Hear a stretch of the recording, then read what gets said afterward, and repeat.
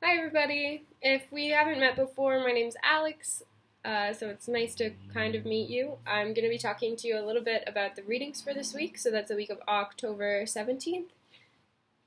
First, in the Blue Planet Project and Foro del Agua reading from this week, we explored the idea that the Salvadorian water bill introduced in 2012 can be held up as a global model because it addresses the root social and economic causes of water scarcity.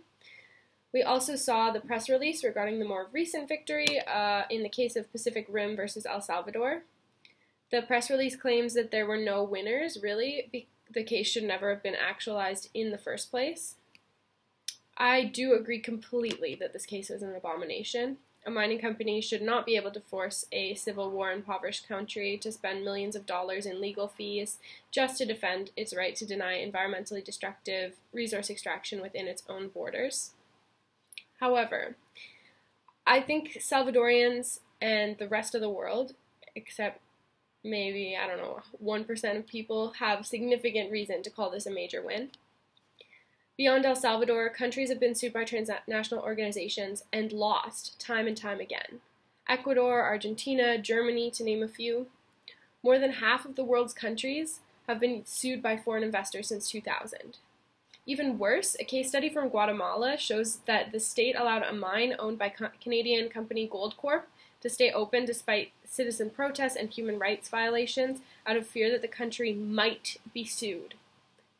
Just fear. There were no actual threats. It's just that entire kind of culture of fear that surrounds transnational corporations and the state of certain countries.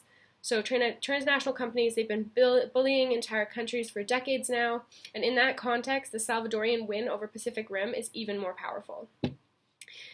I'd like to argue that in much the same way that the 2012 water bill would act to set international standards for dealing with water scarcity, the recent victory can set a precedent for other countries that are experiencing exploitation from transnationals.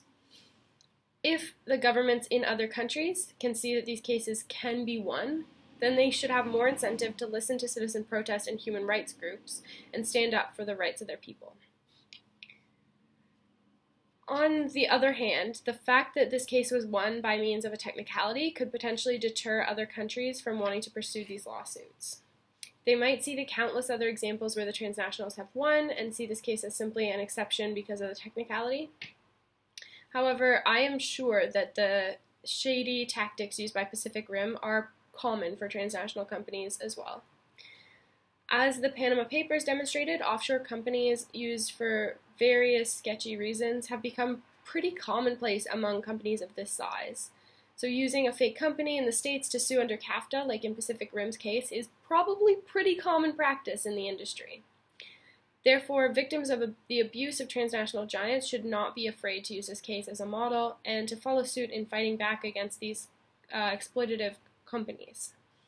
The struggle against neoliberalism made great strides on Friday, and for that I think we all have reason to celebrate.